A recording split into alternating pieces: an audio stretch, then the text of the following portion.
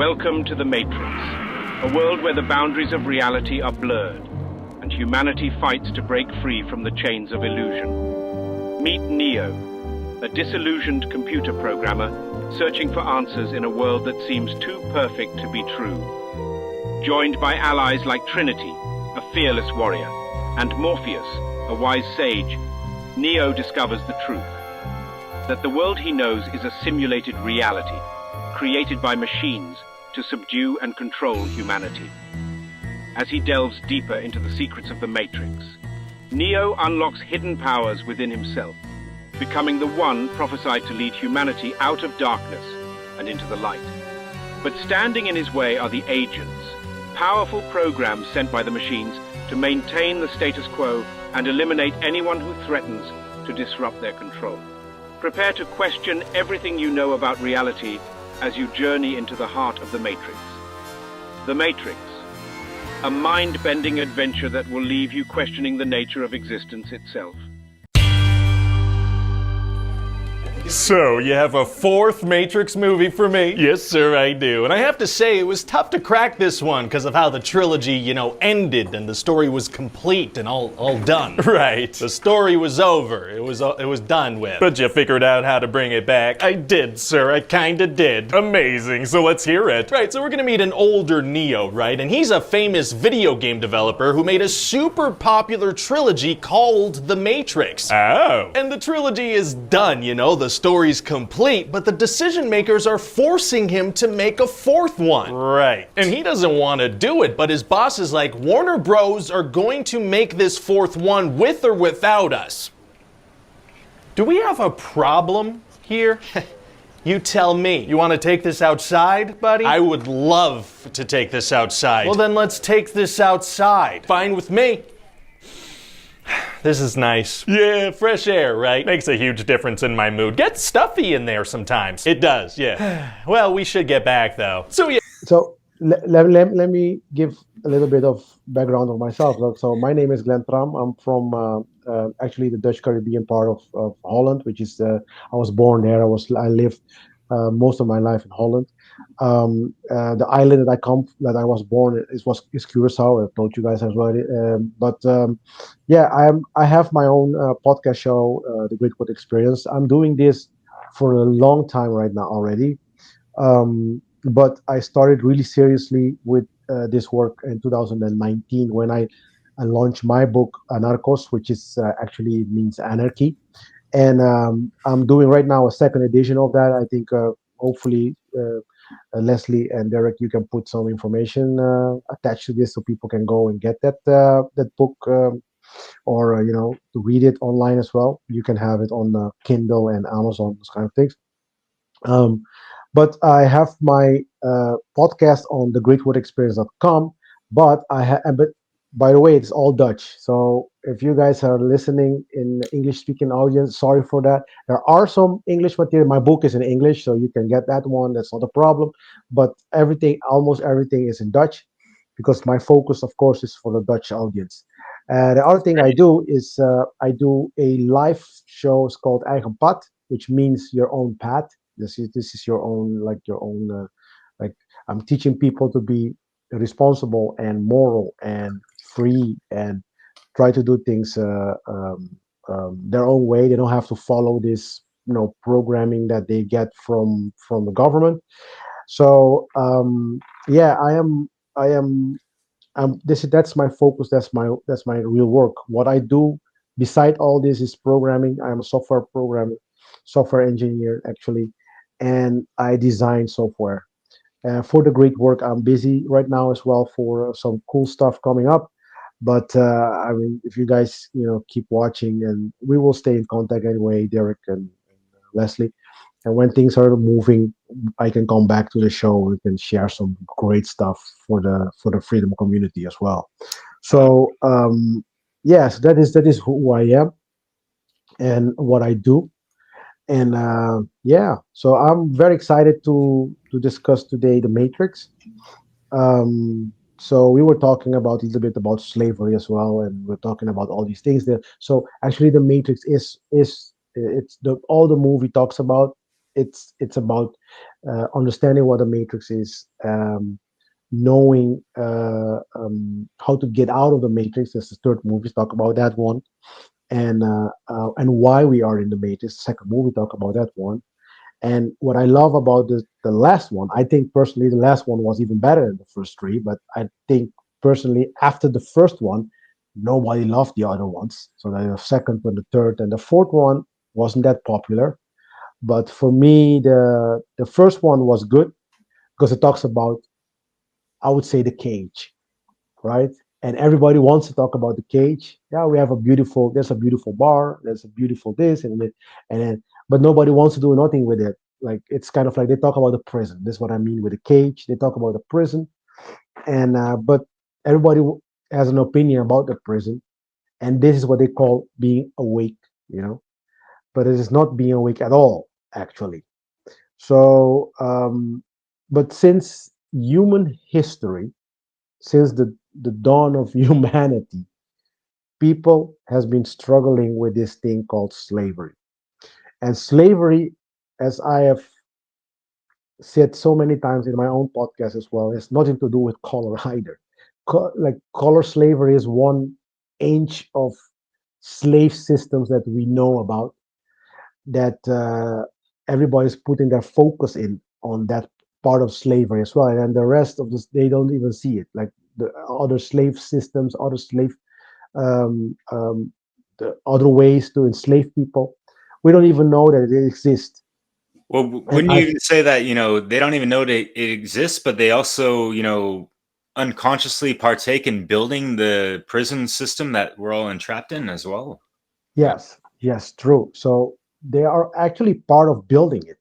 That is even the saddest part of all of it. That they are part of building the slaves. In my book, I even say that you are unconsciously, you know, creating this system to enslave others, which you are not allowed to do. But even worse, you're enslaving yourself, which is even the worst part of it all. Because I think if you would ask somebody, would you like to be a slave? They would tell you no, but they do the opposite of what they're saying, right? And this is then the problem that we continually get from not understanding, not knowing, not doing our due diligence before being part of any type of system. Okay, so actually, yes, I am personally not for what you would say harsh type of education. I consider myself a teacher, but in some of my podcasts, I'm very straight to the point, very harsh, very. It is the masculine energy, Leslie. That is what I was trying to tell you as well. Like I understand where you come from, but it is the masculine energy. It is Yeah. the masculine. It's a little bit different than the feminine energy. Yeah. I do get, of course, some some feedback. Say, yeah, I don't like you to scream or whatever. Um, but for some people that works. That works very good even. Yeah, I And had to get used to that, when yeah, I came into this work and was learning from Mark Passio and Sethicus, and yeah, that's, and I had to really talk to myself about it because I knew that what they were saying was really important, and yeah, I asked questions. I wanted to understand, and I came to that understanding that is a very sort of kind of far edge masculine energy yeah. that is needed. It is It's needed. needed. Yeah, It's that triple C in the place to be, as a what I like to call the trifecta of, the all caps, care, compassion, and conviction, with yeah, symmetrically, aligned with yeah. that divine, like, Energy. self-defense with the Yeah. non-violence principle, balance, Cyrus Gamos type of thing. But yeah.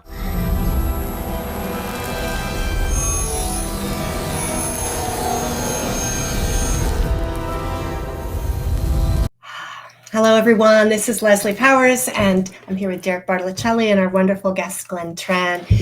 And welcome to Dissolving the Divide. We have a great conversation in store for you today. We're going to be breaking down some things about our system of slavery that we all are a part of, and many of you may not even recognize it. But we're going to help expose that and talk about why we need to get out.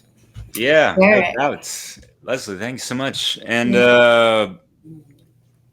I've wondered why, basically, since this Matrix 4 movie came out, and even like the previous ones, there's been a lot of bitching and complaining and moaning and groaning about what exactly, because the movie didn't go down the way that they thought it would, and they couldn't really depict the allegorical stories and how it relates so like literally to our lives in this reality, that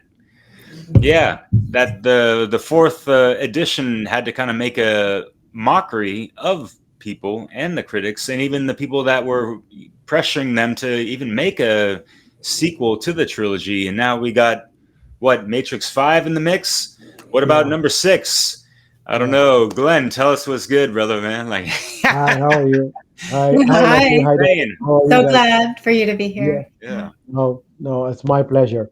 I was talking like really early on as well about this topic. I talked to some of our colleagues even in the One Great Work Network about this topic. And today, actually, I wanted to kind of like bring a different twist to it, because we have a lot of information on the movie, even though there are some misinformation or some misinterpretation of the movie. Um, but what the movie is really about is actually slavery. I mentioned it already. Slavery is like the redlining and everything. We don't even know. Most of us don't even know what slavery is. When we think about slavery, we think about like the Jews being enslaved in Egypt, or white people enslaving black people, or all these. But these are only symptoms of a bigger problem. Humanity has been struggling with this problem from the beginning. So and actually, the whole process of awakening is to get ourselves to understand that we're all one, that we are all come from the same source, that we are all are from the same, you can say, creator, and that we are all aspect of each other. So basically, I'm talking to myself in a sense. So you know what I mean. So uh, I just want to bring actually to your audience right now the real reason why the reason why it's so important to escape from the matrix, because the first movie talks about what is the matrix. I think uh, everybody loved that. The second movie talked about why we are in the matrix, right? So what is the matrix actually? I can summarize it: is the controlling of the mind. So that is what it's all about, how they control people's mind through uh, all types of institutions, services. So you can name it. I would say I when I talk about the first matrix, or what is the matrix, for me, three things come to mind: religion, controlling of the mind; government, controlling of the mind; and actually even money, because money, like the whole monetary system, is a way to influence and manipulate people. So these are the three, you can say, trinity, the satanic trinity, Unholy Trinity, yeah. on whole, yeah. Unlike, So the real Trinity, like the character and what she represents, man. exactly, Sorry, exactly, yeah. exactly.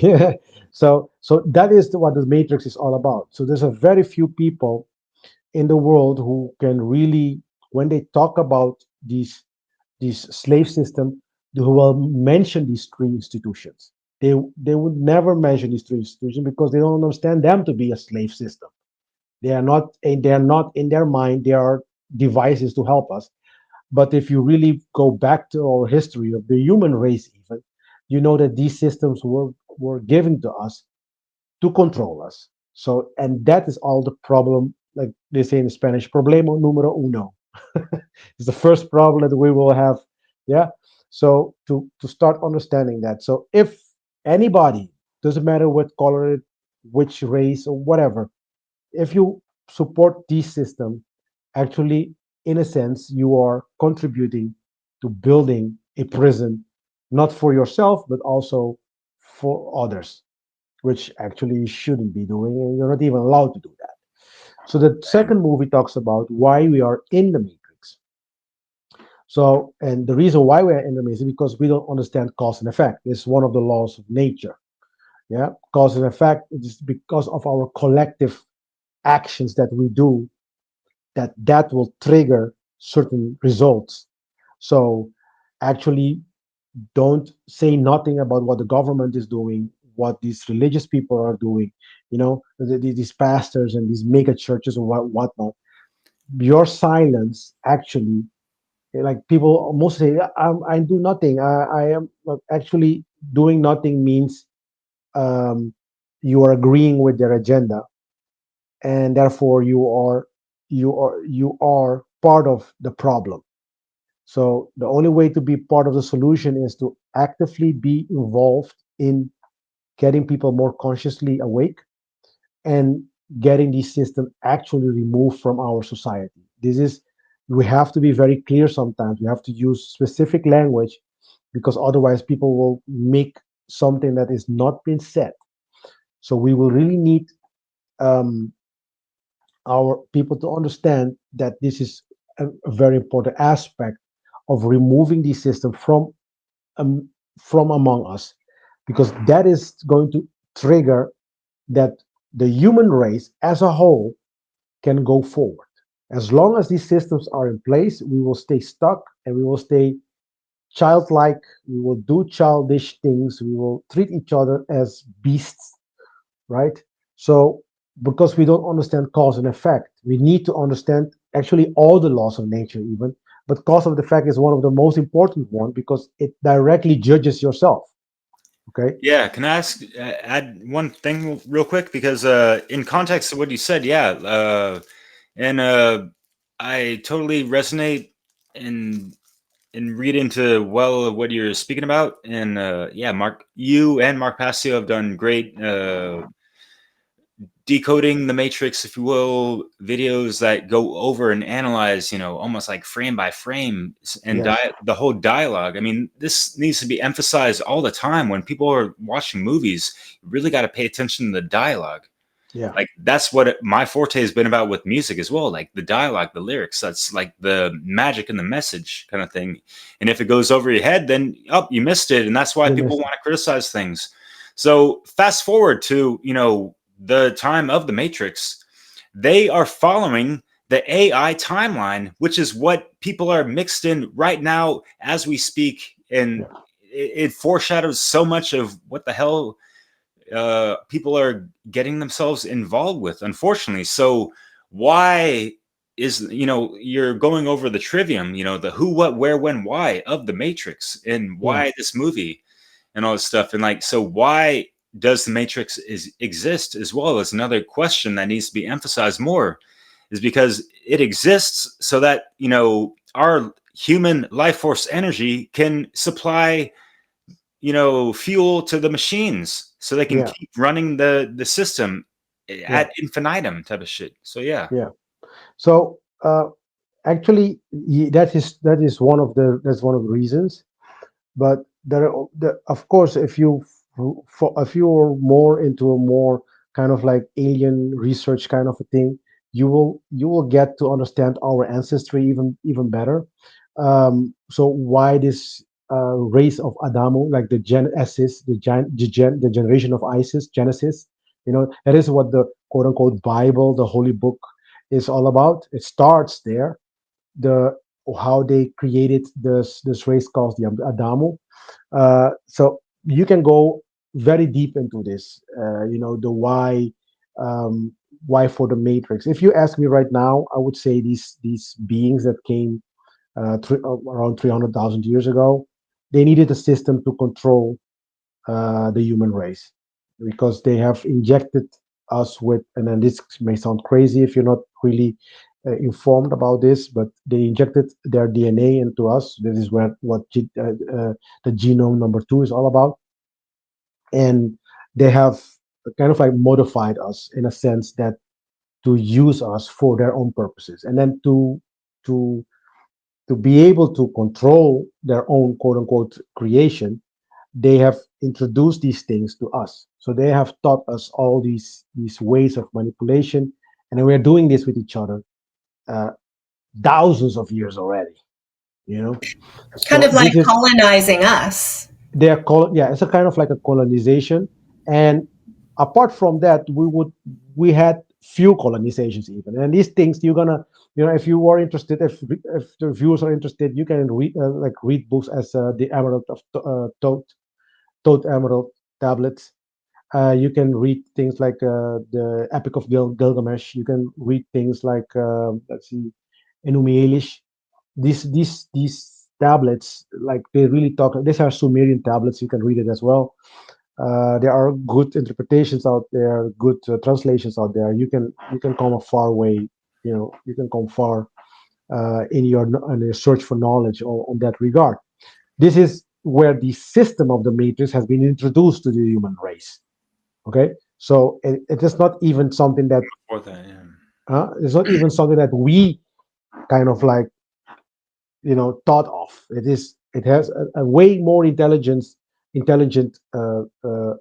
being brought it and gave it and present themselves as God to us. That is also one of the things that a lot of people don't understand. That's what this whole Elohim in the Bible is all about. Like in Hebrew, I studied Hebrew a little bit as well. So in Hebrew, the word El is God, and then if you have actually, it's not even Elohim, it's Elim, which is then the im denotes a plural word. So Elohim, they put the he in there, which is another like kind of like twist into this whole thing. But the word Elohim, it doesn't mean one God, it means gods. And if you read the book of Enoch, that book will tell you who these gods were, who these like this were like kind of like 12 or 12 or 13 aliens that came, like what we call alien. Then they came together. They call them these angels of archangels. This is what they call them in the Bible, angels and archangels. And they come together, and then they have discussed how they make even a pact because they knew that they were kind of like going against natural law. So they created this kind of like a agreement that they don't chicken out through the process, because they know that what they were doing was illegal according to natural law. So they created kind of like a pact with each other, and this is like they really go through it in the book of Enoch. So this is where the system of the matrix has been given to humanity, and the families who have been left actually on Earth, because actually they themselves, there was a point that they just left. The Merovingians and all that. Okay, so the Merovingians, that's very good. That's very good that you mentioned that, because what happened was is that when they went away, like when Moses came, like kind of like in the picture in the Bible, this guy was actually it is what in Egyptian they call it the Ignaton. Ignaton, he came with this idea of worshiping one God, and that one God, which is just another alien, just another let's call them Anunnaki, the Anak. They kind of like brought this whole idea of worshiping that one who wanted to be worshipped, which was Amun Ra. And that's why you say Amen after each prayer, right? But it's not really a different system either. They just wanted to conquer the world, and this is where we get these families from as well, because the knowledge that you can say Moses gave to a set of group of people, that knowledge still exists today. That was a knowledge to kind of like conquer the world. And the way I understand it, the way my research went, was that you get this when Amun Ra itself, left the earth, he left a group of people called the Rakam. It's called the Rakam, and if you translate that word Rakam, you will see that Kam is kind of like a word you would translate it now for child, and the Ra, which was a transliteration, you can say, of Rot's child, Rakam. You see, so these families, they have this knowledge of the occult from this being, directly from these beings, to do certain things. So it's kind of like, as well, they have a pact with these beings, kind of like a agreement with them. And but these, if you really want to talk about uh, the source of it all, we can go talking about these things for years. But my intention right now is not even to focus too much on the source, because it already happened. And then that is also the reason why the first movie was so popular, because it talks about the prison. It doesn't talk about the things that people needs to do with themselves to change the condition of the prison. Because even though these are highly intelligent beings, even though they have done what they have done, it doesn't mean, number one, we have to stay like this, and number two, it doesn't mean that um, they have the, the the the right to do it. They don't, because they don't. Yeah, is just because we are lower intelligent beings means that these higher beings can do whatever the fuck they want to do with us. It doesn't work like that. Yeah. And The premise at the very start was that we are not of value, that we yeah, are like subhuman or sub to whatever they saw themselves as. And the exactly. allegory of that with the Matrix is that, we're actually more, holistically intelligent than they are. They have And to, feed our life force energy to, keep their shit keep going, together, yeah, you know? yeah, we were food for them. Like in some cases, even literally. This is where this the sacrifices of the indigenous comes from. Like they really take like human beings and sacrifice them for these gods. It is their food, you know. So and I want to say something that's very interesting. I was came across some information that and I would encourage everybody to look at these things for themselves, because sometimes I just read all over the place. I have a very big library, so that these beings, they were experimenting with artificial intelligence already, but that failed for them. So now we are playing with fire, you can say, because now they were using it. It failed on their own, like you can say, on their own planet, and now we are doing the same shit that failed there. We are trying it. We are playing with fire. Actually, we don't even know what we're talking about. We don't even know what we're doing.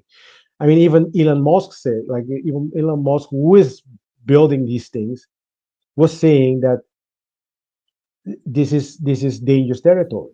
Yeah, he warned us. His Yeah, obligatory warning as yeah. he continued to proceed, right? As you can hear The yeah, doppelganger agents, yeah. exactly. So what we have to understand is that you have to understand, I'm come from a technology background. I love technology. This is like one of my things that I really do love in my life, actually, is technology. But as long as we are not free, and as long we're not conscious, because this is the point, none of these things is worth anything if you're not free and if you're not moral. Actually, that is the clue. That is also the you can see the summary of my book. That none of these things are even worth having if we, number one, are not moral. Number two, if you're not aware who we are. So why having these things? Because now you're going to create something. It's kind of like giving a child that doesn't know how to handle a weapon, give him a very deadly weapon to deal with. So this is the problem. This is the root of the problem. Like we want all this technology, and in a sense, I do think that we are giving these technologies to see, uh, are we going to grow as a human race? Are we going to wake up, or are we going to fall again? Are we going to be removed from the face of the earth for the the 10th or I don't know, the 11th or 12th times. Right. Right. Look around, people. What are people using technology for? In the whole vanity thing. Everyone has a smartphone. Everyone has like a camera, microphone, and whatever. They can say whatever they want. Just do a safari cruise around the internet, and I'm sure people have. But yeah, you see how people just squander the opportunity of using these tools for something really uplifting and enlightening and like world changing. Yeah. Life changing for people and in society and things in general. Yeah, for sure, man. Yeah. So we really need to use the technology for the right purpose and the right reason, for the uplifting of our consciousness, for the betterment of the human race in general. But for that, you need a kind of a love. In Matrix, they complete, like Neo doesn't find his purpose unless he connects with Trinity, which is a symbol of love. That's why we are in green right now today. The symbol of love, symbol of care. Yeah. So it is. It is a the the the focus of the movies as well to provide connection, this genuine connection between the masculine and the feminine energy, the genuine love energy going, like the interplay between these two going on in the human race. They really kill the feminine energy, the love energy from people. They really kill it. I mean, you will see this feminine energy being attacked all over the place. I think we have seen this whole neo-feminism and this whole stupidity going on of equality and those kind of things. I am for equal rights. Don't get me wrong, but I'm more for the old version than the new version. The new version is let's kill the masculine uh, energy. That is more the new version. The old version was, if I'm a female, I have the same skill set. I should be get paid the same as a male version with the same skill set. That is logic. I totally agree with that. That's not the problem. What I don't agree with is, oh, let's kill these male people and take over the world, you can say. Right. And Down with the patriarchy, even though they might support things via proxy or voting for whatever system that is patriarchal via religion or government or all this stuff. So yeah, yeah, we can find a lot of hypocrisy in that, like you exactly. mentioned. Yeah, man. Yeah. So this is like really the, yeah, you can say the root of the problem we have nowadays. Is we don't understand this whole slave thing. And uh, but well, actually, the third movie talks about what it needs to get out of the Matrix. So that is like really the second movie, the third movie, and the fourth movie. For me, as a, you can say, a de-occultist, I appreciate those three even more than the first one, because the first one, I think the first one everybody understands, has a better even side effects. I mean, even the fourth movie, like you say, makes mockery of the three previous ones, because people didn't really get the message, and then they were like playing with that. And I think even in the fourth movie, people don't even, no, still don't understand the three before, and also the fourth, that they were telling them what the three before was talking about. I think still they don't understand it, because quite frankly, we want to hear what we want to hear, and we want to believe what we want to believe, and that is the matrix. That's the problem. The belief system that we have put in place, that because it really detaches you from your responsibility, detach you from like this cause and effect. So it detach you from reality. It really is kind of like, I, I didn't cause that. It's that kind of environment you're going to create. It So seems also that there's a indoctrination of powerlessness. yeah, That as a whole, people feel like they don't have any power to do anything about the problem. yeah. So Right. They're not actually, the causal point of their own effects in their own life. They're depending yeah, on completely on the system and all that. In the analyst in the fourth movie, he makes such blatant statements of how like people love being controlled. They love their slavery. Yeah. It's like pigs in a pig pen or some shit like that, Yeah. slurping up the slop. Yeah, yeah. You know, So actually, indeed, in the fourth movie, the analyst was actually the bad guy always comes up with the truth in a sense. big But time in that one. Yeah, the, oh, yeah. yeah, in the fourth movie, you will see that very vividly even. So the first three movie, like you say, Leslie, is um, it talks about like the summary. Even the fourth movie, I think this guy Jude make that uh, um, analysis. It just Mr. gives you the Bullet summary. Time. Yeah. Yeah, no, yeah, that Bullet guy. Time. Yeah. This So yeah, raspy voice. Yeah, like I think sorry. I think I think his name was Jude. Yeah, Jude dude. of Yeah, yeah. yeah, from Judas Judas, I Priest. think. What? No. Yeah, Judas Priest. Yeah.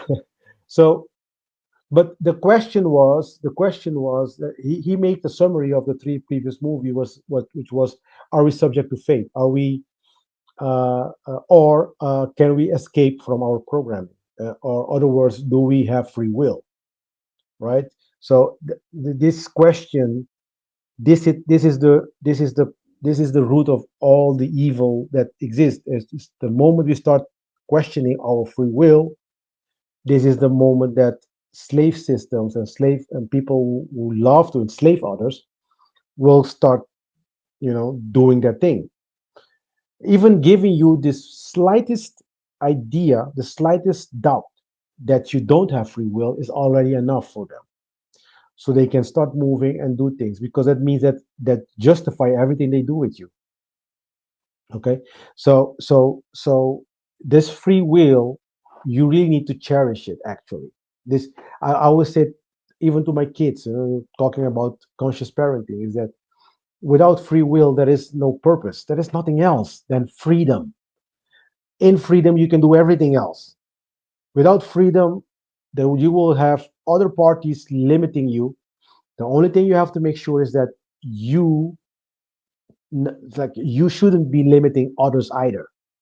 So you should be a good guardian of yourself, of your own body, a good guardian of the world, and you should be keeping this freedom thing always before you, and make sure that your freedom is not impeached and others' freedom is not impeached either, because there's also, you are your brother's keeper. you know so I'm not saying you should go out and fight with everybody, but you should make people conscious about their choices, and make people conscious about that you are harming somebody else as much as possible. Hmm. So Pyro the, Scamos, yo. Remember Mario West talks about that a lot, which you and her have the yeah, 3-part series. How many, like at least 5 hours together. yeah, Listeners, check that out on Maria's Love, Truth, and Beauty, or Glenn, your channel as well. yeah, But as far as like the such powerful, significant, representation, allegorical or directly, people really just have the eyes to see these things of the true alchemical wedding, that the such profound sacred bond between the masculine and feminine. And yeah, the movie portrays a man and a woman, but if we see that as within oneself, as everyone can be Neo.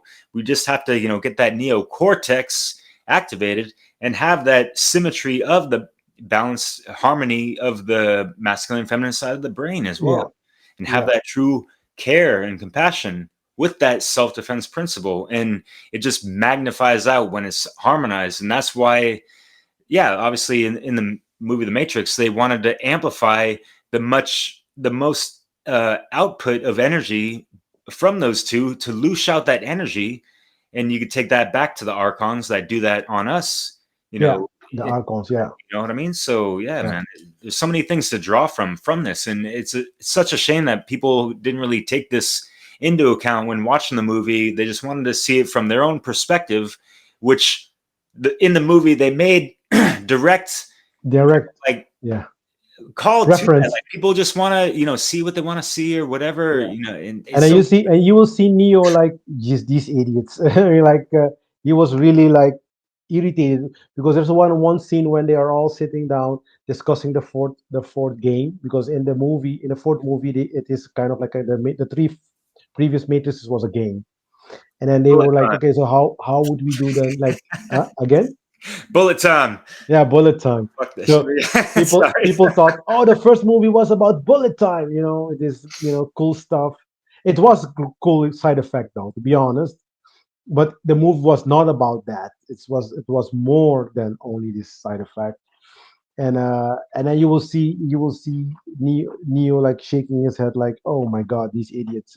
He was so irritated about their incapability of understanding what it's all about. And so actually the fourth movie I even like even more. And the reason why I like it more is because it talks about the human responsibility. Actually, it talks about what is your purpose, what are you doing here on earth. And that is the reason as well why it didn't resonate to a lot of people, because it's about responsibility. So it's about what should you be changing inside of you. And nobody wants to talk about it because everybody thinks they're perfect, of course. So eh, what is it that needs to be changed in you? And if we all change collectively, what the result of that change, what it will bring to us, because that is actually true freedom. That's basically it. So I can imagine that this what I'm proposing for this interview. That let's speculate a little bit what's going to come to the fifth movie of the Matrix. I think that's going to be a nice twist to this conversation. Even. It's like I was thinking about. Let's imagine that the fifth movie is going to be talking about why is it important to escape from the Matrix. So that the fifth movie is going to be addressing that question even more. Um, but for that, for you to understand that, the four first movie needs to be understood. So what it is, what is the Matrix, why are we in the Matrix, how to get it out, how to get out. I think that the two last even more to answer the question why it's important to get out. So, and I'm going to be a little bit more technical because in a sense, I am a teacher, so I go a little bit deeper into the occult. I'm going to dig deeper into the materials, and I'm going to explain the Egyptian version of who we are. So, and based on that, and then we can have the conversation. We can, you guys can ask me questions, and we can have this fun thing going on. But for the Egyptian, for instance, they understood very a lot of things that we don't, like in our Western way of thinking, will be completely different. Okay, so to start with, the Egyptian don't make distinction between heaven and earth. So for them, heaven and earth, like what's happened in heaven is happened on earth. That is the law of correspondence, actually. So what is above is also below. That the whole idea, what is within is without. So this whole idea, but it is understood on a completely different level. They really don't make a distinction between the two. So that is the first thing. So, but why is it important to actually the question central to my why is it important to escape the matrix? What I mean with that is why is it important to be free? Because I think until this day, the moment, as long as people don't understand why it is important to be free, they will not do any type of work towards themselves, neither towards bringing freedom into the world. So why is it important to be free? So the first thing to understand is yourself. That is what the fourth movie is talking about. Who are you, right?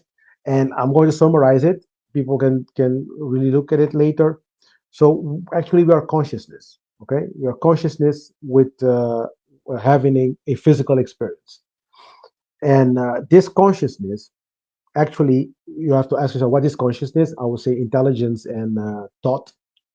That's consciousness, a way of as well the ability to reason. Not all animals cannot reason. Like see something and reason about it and make a decision based on that reasoning. So animals work on instinct. So but for the rest, this is the reason I bring this up.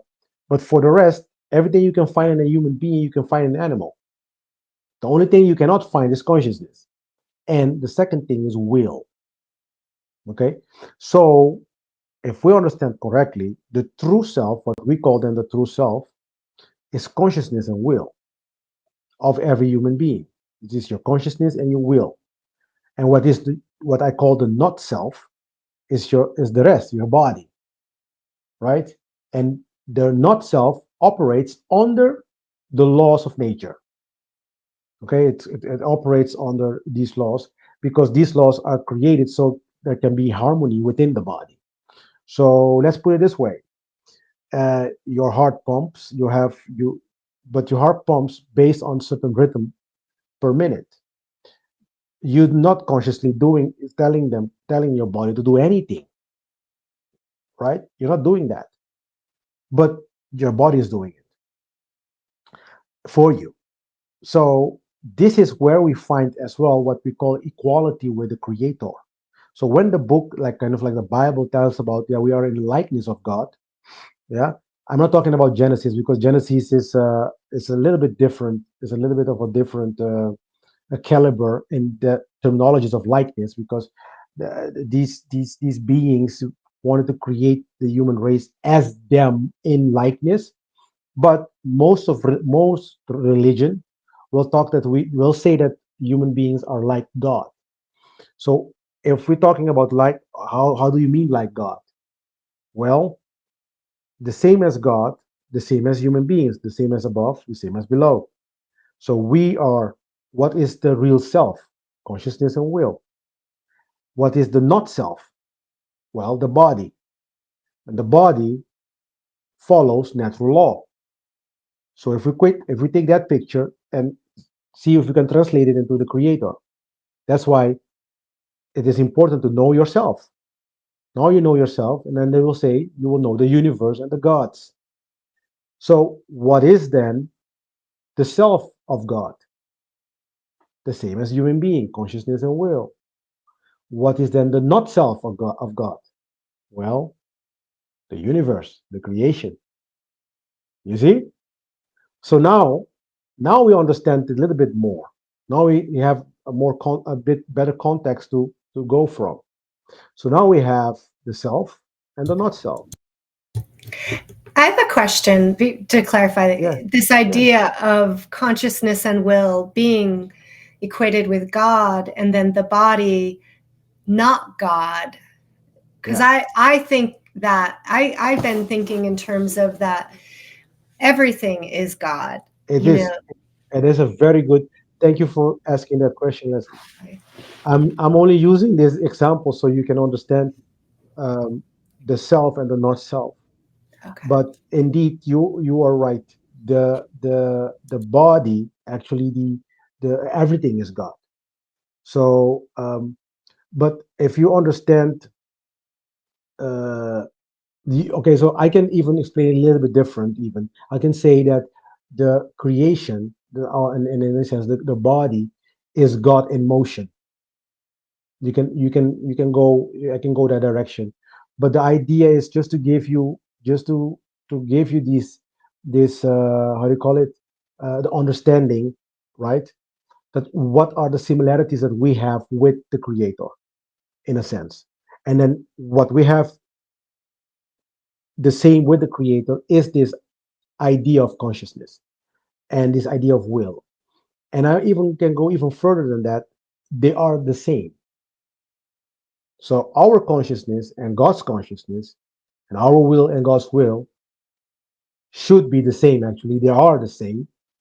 The only difference is that God is omniscient, omnipotent, and omnipresent all the time, and we are on the other end of the spectrum because it's kind of like a mirror of God. We are. You see, on the other end of the spectrum is also we ought to be also omniscient, omnipotent, omnipresent, but we are in process to do so. So that is all what this whole awakening is coming from, right? So because we are in process, going what they call then in the most occult schools, they call that going back to the source. So we are busy going back to the source because in general we are that already. We are godlike in that regard, having sharing these what we call divine attributes, but they needs to be developed in the human being. It needs to be developed. If we go to the other side of the spectrum, which is where God abides, you can say, it does not need to be developed because it is always like that, will always be like that, it will forever be like that. Yeah. But on our side of the spectrum, which is the other, like the mirror side, we are not like that right now. We have to go towards that. Okay. And that requires, and this is what the trivium comes into play, that requires knowledge. That requires, you have to, that's why all type of knowledge can be understood by human race, because we share that quality of all knowing with the divinity. So if you just put your time, your energy to understand something, you will be able to understand it eventually, in any case. Speaking So, of, oh, sorry. yeah, yeah. If you want to finish your point, I got a No, question. no, no, just. All right, thanks. Sorry to interrupt, but No worries. yeah, I just wanted to mention something before you stray too away. You mentioned mirroring and like, so like becoming aware and all this stuff. Going back to the movie, the fourth movie, and like I found it really brilliant. There's like so many different angles that they took to weave this tapestry together, and the whole Agent Smith character, in relation to what you're talking about, of him being like a mirror of, Neo in a sense, of, the shadow aspect of Neo, and how he was trying to become awake and aware, but to his own like means of, like not aligned to natural law. You know what I mean? He still wanted to be in a position of domination and control, but he wasn't at that point. So he wanted to awaken just to a point where he can, gain control to, liberate himself from the control of, so he can keep running amok in the matrix without no holds barred, if you will, kind of thing. Yeah, yeah. So many of the people that you see around you as well, that really go into the occult, they really want to do it for selfish gains. This is also one of the reason. Yeah, that is also one of the reason that, like, what you call them, the white occultists, or the light workers, they don't want to share this information because they feel like the dark ones will be, people will get that information and use them only for their own benefit. And yeah, it all boils down to care. It all boils down to care. So that is the problem. We don't care. If you care, then this is not going to be a problem. And care is also part of actually, you can say, morality. If you're a moral human being, at the end, you are somebody who cares. Because if you care for yourself, at the end, you will be caring for others as well. Yeah. It always starts with yourself, caring for yourself, so you can care for somebody else. Yeah. Well, If most of I the could, yeah. I just wanted to reflect back a little bit about what you were saying about this distinction between kind of the body, the material, as not the big S self, right? Yeah. The God Yeah. self. Yeah. And as humans, we have this kind of amazing opportunity to be both material and spirit. In the same And time, that seems to be the task, is to, like you said, like rediscover God, merge with God, consciousness and will in its ephemeral form. It's the ultimate lesson is to recognize our oneness. And yet we're sort of in this, I don't know if we want to think of it as like an earth school or a material realm where we are kind of, we can't avoid facing the lessons of material existence. No. And it's in that morality is taught, in a sense, or that we can come to know it. Yes, exactly. So actually, what I wanted to explain with the not self, it is the part of the self that is that you do not control consciously. I think that is a better explanation for that, because God is in everything. That you are completely right. But you have to understand something, that for the Egyptians, if you say God is today, tomorrow, and forever the same, then we will have a problem with experience, because experience implies change. So he needed to, like, this is what project creation is all about as well. So you need to create a space where you can kind of like forget everything, forget you even God, even you can say. A blank canvas, if you A will. blank, exactly. You have to create a blank canvas where you can really, and then you cannot be static as well. You cannot be like this all powerful, all, yeah.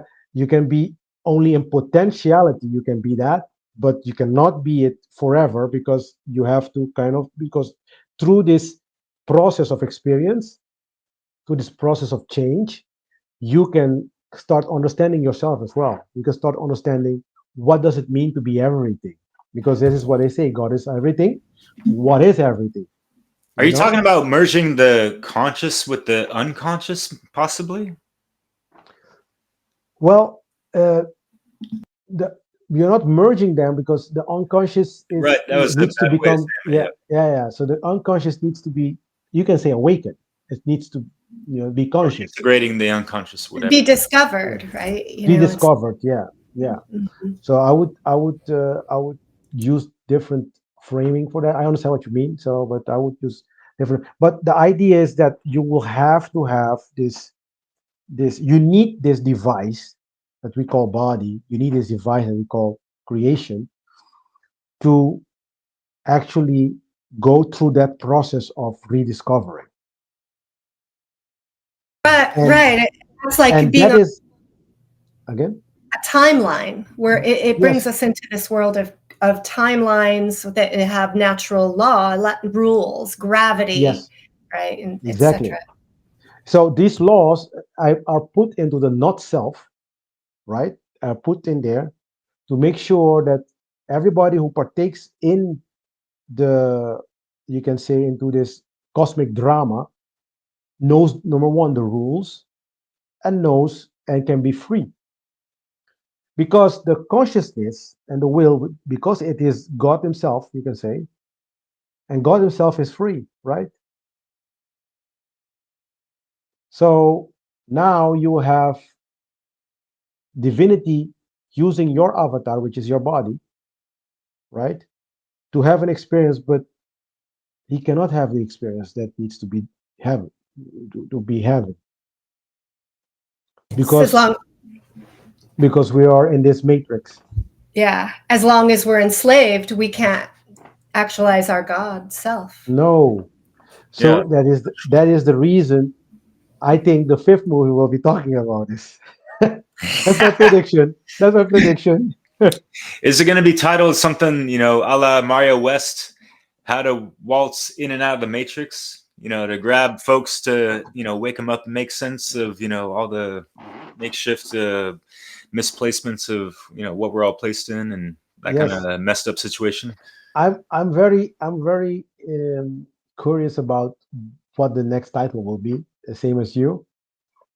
I hope they get something spicy, as Maria would think of. Yeah. And I was going off of, obviously, what you, Passio, and I think Brandon Martin also did a cool Decoding the Matrix podcast or presentation, if you will. Yeah, and like just kind of like answer or putting a specific question in regards to like the trivium to understand what these movies represent, what they're about, the allegories and all this stuff, and what the question is in regards to our reality and how they answer it through their movie and through the Yeah, allegories and their messages. And yes, it does take some time to kind of decode these things, if you will. And that it's so genius because, it's like a sci-fi, whatever, talking about computer hackers and that kind of stuff, coding and all this binary speech and all this stuff. And yeah. all these play on words and the reality and consciousness and in the computer realm and all this stuff. So yeah, people just don't really Understand it? No. appreciate the magnitude of what they incorporated in all this stuff. I Yeah, feel sometimes. yeah, yeah. But the thing is, Derek, the thing is that we, in the at the end, it's the same story. At the end, it's the same story. It is just packed differently. It's the story of the Christ. It's the story of becoming the God self, right?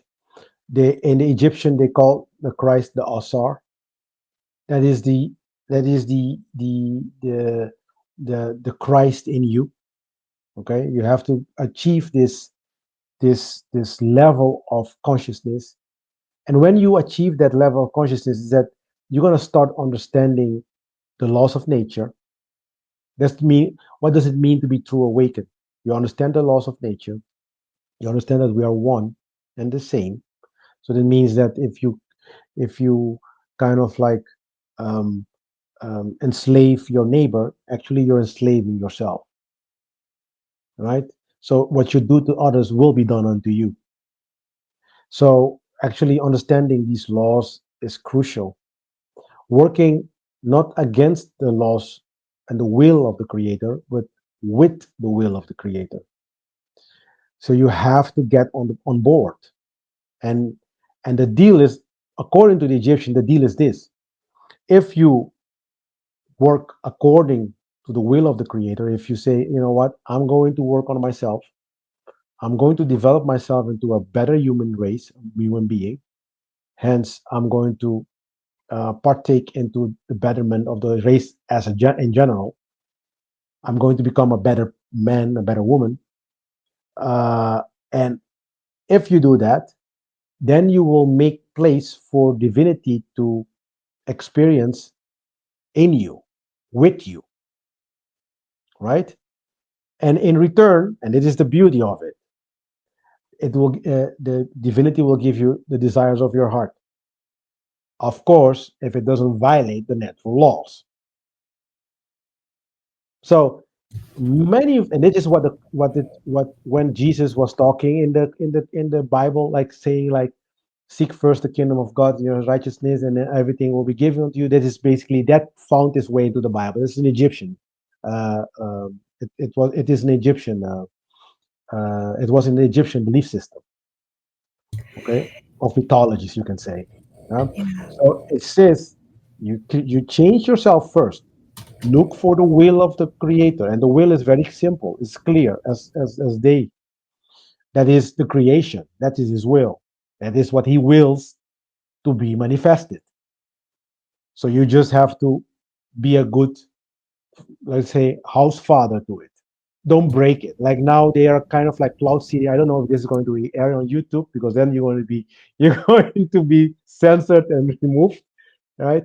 But this whole cloud seeding thing that happened um, in Dubai, and then they say, and then they have the audacity, the balls to say it's not cloud seeding. Of course not. After how many patents are available to the public to, like, yeah, whatever. Yeah. You can go online and type in, I think it was like a geo .org. contracts, yeah, geo contract or whatever, Yeah. and then they pay these people $3,000, 3,000 euros, I think, to cloud seed. Like private pilots can go and cloud seed. Like I wanted, I wanted to kind of go back to this statement you made about, being on board with the will of the creator, and then being a good man or woman, and that through this then opens up the door for the divine to come within, and the manifestation of good, in the world. And I think that one of the tricks that has been kind of put out there in the New Age movement is this idea of the manifestation, but which talks very much about individual karma, so to speak, but is leaving out the law of freedom, the reality that this is something we need to do together. And that one person it's a collective effort, and that one person being a good person doesn't guarantee that you're going to have a good outcome if everyone else is doing shitty things. Exactly. Right? Because the condition of the world, it's still crappy. That is why our work is so important. Is the most important thing. That's why I told my kids as well, like, if you don't have freedom, then everything else is a waste of time. Because people, they tend to go for the it's a normal thing. I'm not saying it's a bad thing. Obviously people want to go forward, okay? So but they start in the idea of I have to earn money, I have to, good look for a good job, and I have to. So they start and this is my opinion, like the wrong place. They have to start with, actually, it is the hardest place to start, but that is where you should start, which is the self first, getting the self first in order, getting the understand who you are, what your purpose is in life, get yourself in alignment with the creator, and then everything that you wanted will be given.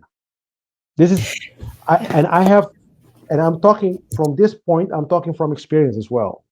So I did the first one that everybody does, is go for the career, go for the, having the highest degrees and highest things, and getting this, and then y- just saw from in front of my eyes that lost everything in 1 year, like everything, even my old family. I lost my first wife into the process as well. Okay, and then changed my whole life 180 degrees. Pursue first, developing my inner self first, and then saw divinity restore everything, and then without me having to do little to no effort for that, and that is also my message for all these youngsters out there. Like, yeah, I know the other one seems the easiest one. It is the easiest one, but you will lose it as well as easy as you get it. You know, because a contract. I mean, in times of crisis, artificial crisis, you can even say these contracts worth nothing, worth zero. So actually, get yourself first in alignment with Creator. Make sure you're a moral person. Doesn't mean you cannot do anything. Actually, I feel freer than before, even, because Totally. now, yeah, and the reason why is that I understand that what should and should not be done, like the wrong action and the right action. I understand that. And So the the universe moment is you on have, your back, Theo. exactly, and then you Boom. will have this whole universe protecting you. So I'm like you are like really free now. You can really do. Divinity will have its way in you, and as a gift, you get what you want. Yeah, I wanted to just highlight something that is important in my work, because I'm a clinical social worker. I do psychotherapy with people, and I've come to really gain a relatively deep, understanding of how the mind-body connection Right. works, Yeah. and how there is a system of technology around how our emotions operate within the body, how trauma Exactly. Yeah. disrupts Affect. and affects, Yeah. right? How we perceive, and creates more compartmentalization within Yeah. ourselves, where we are cut off and Yeah. divided from, even our own emotion, our wounding, and from the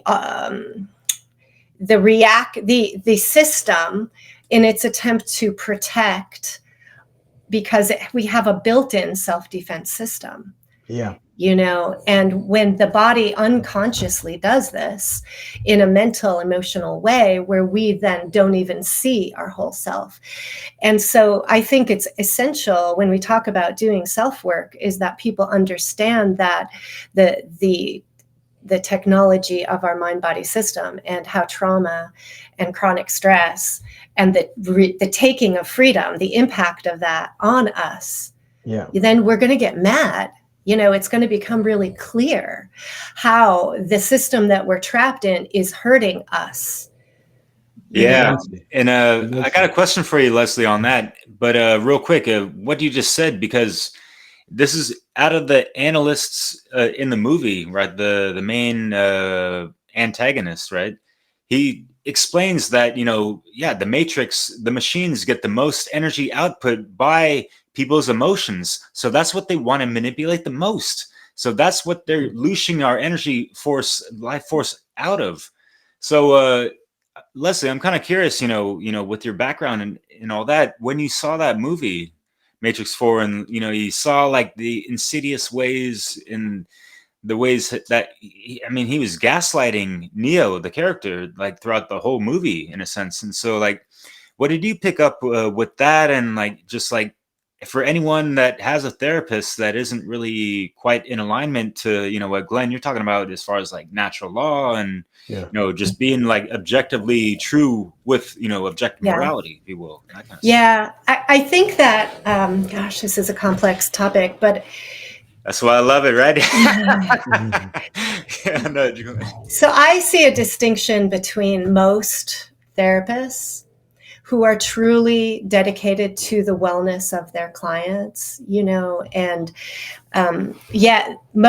the degree to which they can actually help create deep change is going to be directly related to how awakened they are to this system, to this slavery system, right? How awakened a therapist is going to depend on where they're kind of working with, and the biases and the perspectives of the client. So, there's an aspect of the way our modern mental health system is, which is about identifying functional impairment. Well, that's measured by how well adapted you are to the sick society. How are you able to get up and go to work? Are you able to concentrate and focus on your job? Are you sleeping at night? So you're, like there's all these measures. It's very measured, symptom measurement. Sounds binary almost. Which is very much related to how well adapted you are to this the matrix, right? Yeah. And so what I see more and more is how this being part of the matrix is actually, hurting our mental health, and the people that look at the whole COVID thing. How many people who had some anxiety, who were pretty much good rule followers, always trying to do the right thing, care about people, anxious about, kind of making mistakes. That whole experience propelled them into full-blown, like, general anxiety disorders and health anxiety and, dysregulation in just numbers, like thousands now, which are making money for the pharmaceutical companies because they're getting on anti-anxiety medications and antidepressants, and they're getting therapy and their insurance, and there's all this control going on, if you're working with insurance companies, about what we can and can't do and how you record it, so it's like this sick system. But I am probably more so than other therapists, I'm validating the insanity that people are living in, the expectations of their jobs, highlighting or helping to reflect back that this response isn't something that's just something they can fix with their cognitive behavioral therapy, right? Because you can focus, that's a research-based intervention that's in a way, very superficial. You can use the mind to change your thoughts, to be able to adapt and stay in a sick environment, right? And that's not really healthy. So, you can guide someone to really get back to work and do their job, but if they're doing a job that's immoral, why is that a good thing? Not going, right? Yeah. I don't know if that answers the question. I'm not as, like, my memory of the Matrix isn't super good because it was a long time ago that I saw it, and I'm still learning this decoding, actually. Yeah. So. Well, actually, the part of the matrix that like the part of the trauma, like you're talking about the trauma, actually it helps the what I call then the dark occultists to create what they call in the East, like the chakra blockages. They block the energy flow of this divine energy. Actually, this is what they call then the Kundalini, or whatever name you can give it. In the Bible, they call it the Holy Ghost. and the Jewish called it the Shekinah. The strangely enough, in the Egyptian mythologies, they call them the raw energy. So it's the same idea, because before this alignment takes place, because the alignment takes place into with the chakra. This is like it comes from the crown chakra, goes into all these chakras, all the way to the root chakra, and it is constantly this exchange of energy between you and divinity. This is actually what in actual reality will be happening to you if you become a moral person and start working with the divinity instead of against the divinity. Okay, this line of energy is being exchanged with you. But before that happens, and many people don't have that connection yet. Before that happens, it's we will be the way to get guidance from divinity is through numerology, through divination. They call it divination. This is how the Egyptian teaches these things as well. This is where these things come from, the most of them, in any case.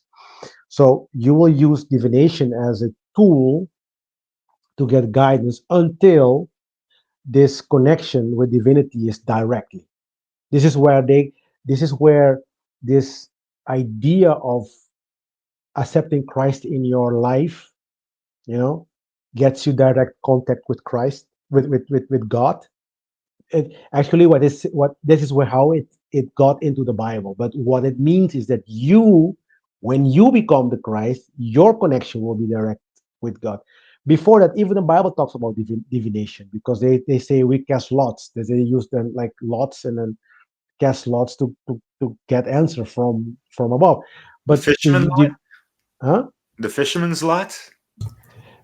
The fish, yeah, something like that, something like that, yeah. Sorry, just kidding. So That's a rune, Perth Road. Ooh, damn, good call. But yeah, like as far as Christ consciousness, yeah, there's references to that throughout the Matrix, and with that Christ symbolism towards the cross, end yeah, there. But yeah, like as far as Neo representing that in relation to each individual of how we can get that neo cortex activated, we yeah. have that Christ consciousness within ourselves that needs to be activated. And for me, Activated, yes. I always kind of thought that hey, speaking of green on the scene, I'm sure you understand what I mean in regards to yeah, Heart, the heart chakra. the heart chakra. For me, like I feel like So that's the main crux of our system, and how that yeah, has that so the activation, matrix, vertically up and down. yes, so the matrix, very, I think it's a very smart twist. Even the green color of the screen, it points to the heart, that our heart. But some people they are stuck even below the heart. So, and yeah, so you have, because you have three chakras below that. It's just the root chakra, of course, the sacral one, and the wheel, the solar plexus, and then you get the heart chakra. And the idea is this: if everything that is like everything that is above the chakra that is stuck will not manifest. So even the heart chakra, if it is stuck, the throat chakra will be stuck. So people will not be able to speak. They will not be able to even express themselves correctly. That there will be confusion. They will say, "Yeah, I am confused. I don't understand." That the third eye chakra is stuck. Everything above it will be disabled. Will be so. That is the reason why the shadow work is so important. You have to work on these on all these aspects of your being, and then when everything is open, then you can say divinity has a free pass, because it's going to be in a continual exchange of energy, of everything. Actually, you can ask everything, get everything, understand everything.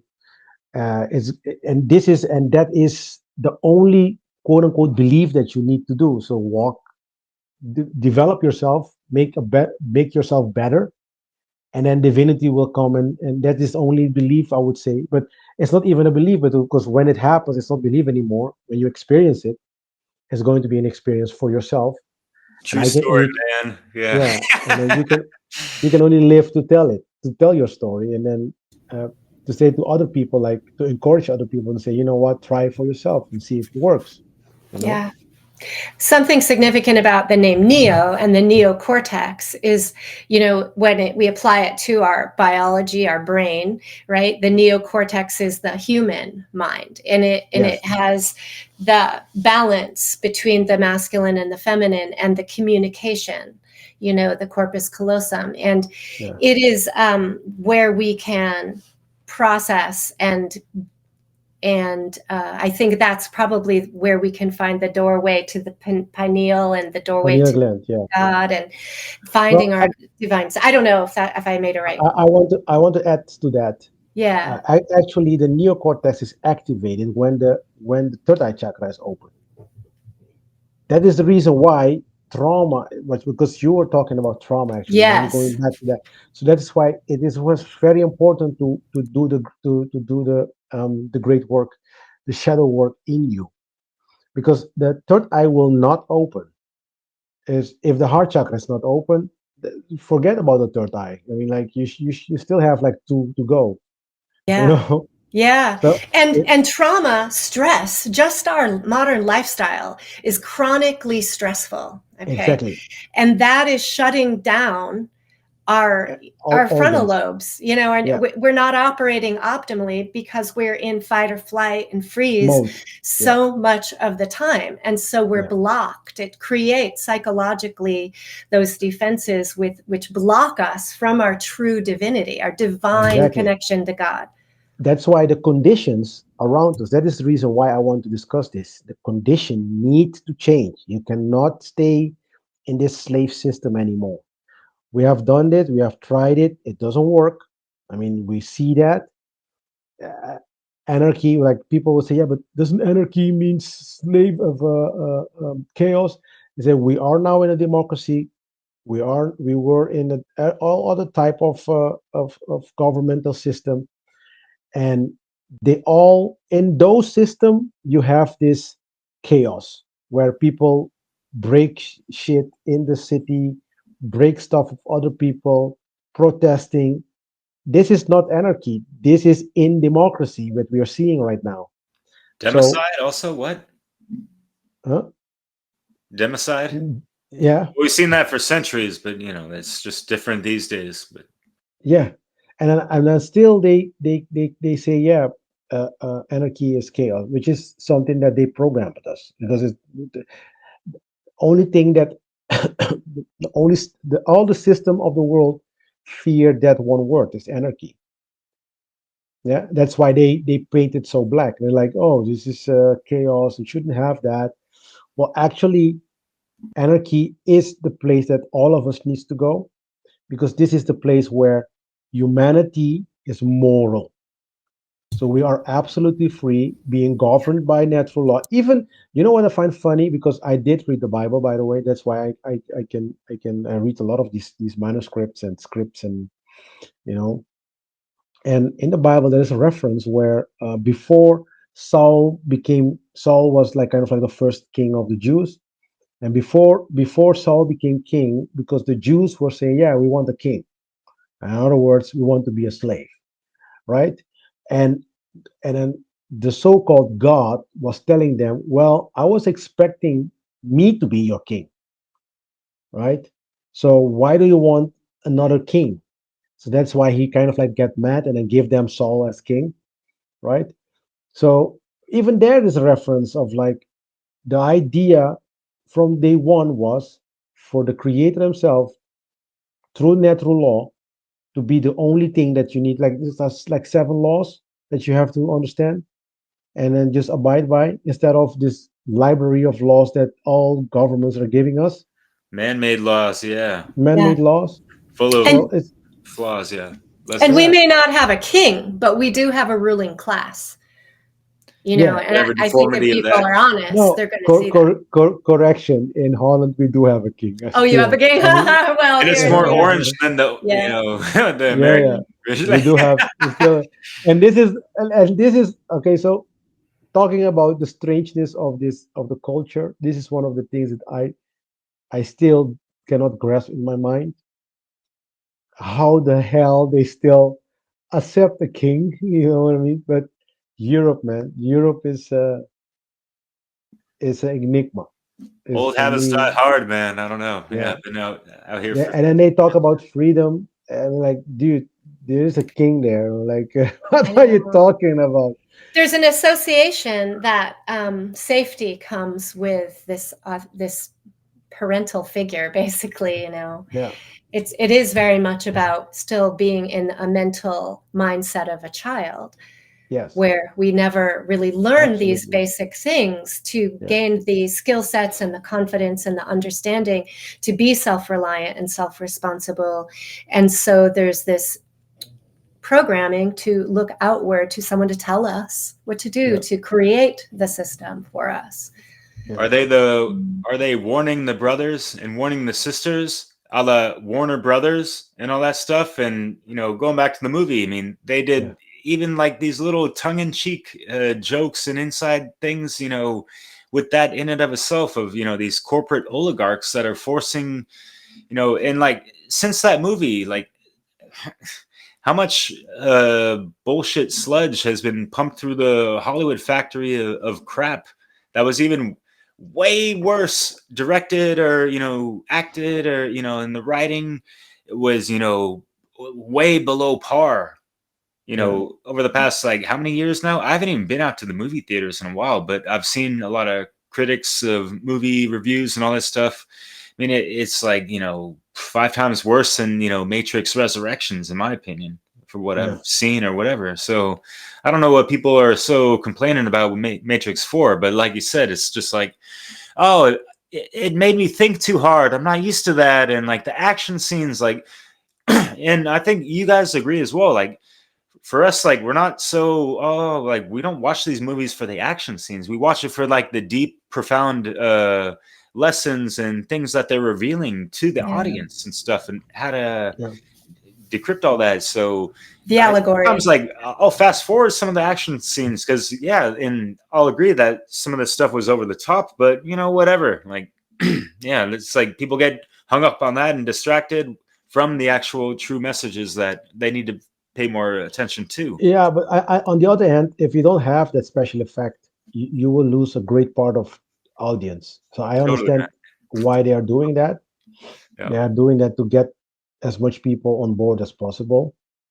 But yeah, they got caught up too much into this, the secondary aspect of the movie instead of really looking at the real message of the movie, which is actually to wake up. We have like in the beginning of the fourth movie, that is a very important aspect. Actually, in the beginning of the movie, you really need to understand the beginning to understand the whole movie. That's why the fourth one was like, I think, the worst in terms of I call it Rotten Tomatoes and all these. I think he got the worst um, rating The because reviews. Yeah. reviews. Yeah, because people. Yeah, but I Yeah, forgot. because people don't understand. They don't understand this.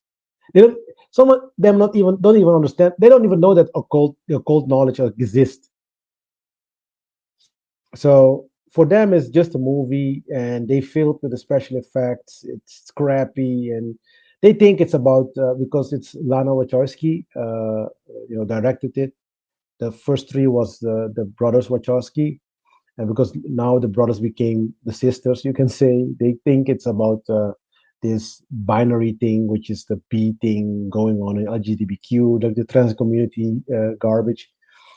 They really think that it is about that. So they go all the way.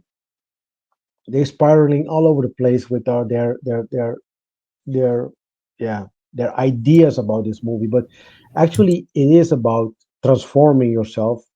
It is about who you are. It's about what is your purpose. Everybody's purpose, actually, in actual reality, right now, everybody's purpose is the same: is to become this Christ-like figure, to become Neo, to open, you can say, the third eye chakra, as the Hindu would say, or the Eastern traditions will say that, the third eye chakra, to enable this what we call the raw energy, the Holy Ghost, or whatever stupid name you want to call it as well. You give it your own fucking name. I don't care. The idea is to get this divine energy in you moving and make you moral. That's it. That's all. The whole purpose is to become moral in this human form. So everybody can have this beautiful life actually at the end. Yeah. Yeah. And I think by being moral, then we have access to all of the Everything. fruits, to all of the beauty. Everything. You know, there's Everything. this beautiful potential of being here on this planet, which is an amazingly fascinating and It's a gift. awe-inspiring, beautiful place to be. Yeah. And I think that we're missing it, and we're also destroying it, and not valuing it, and which is Yes. not valuing the feminine, which is Yeah. this being in experience, in all our color. Yeah. Happy And- Mother's and- Day, by the way. Yeah. Yeah. Mother- And because we are on the Mother's Day, I wanted to express this idea that I always try to convey into my own podcast as well, that the feminine energy is one of the most powerful, most important energy to get this moral, you can say this moral community, society, to give it a reality, to bring it to reality. So women needs to really understand their position into society, which is not the case right now.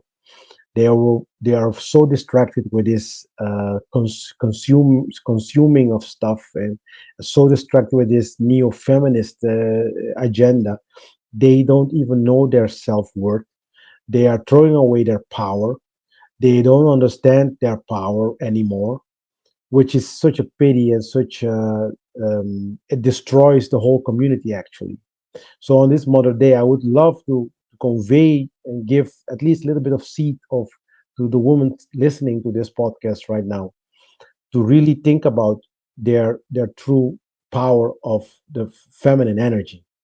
This is in the Matrix. You will see that as well. That Neo, it doesn't. He will not understand his purpose without connecting first with this feminine energy, the care. That is a powerful. Even I love the screen. I would love when they show that Neo is holding the hand of Trinity for so long, kind of like that's the moment of connection with these two. Like, and then Neo was telling Trinity, like, this is the best moment I I had in a few.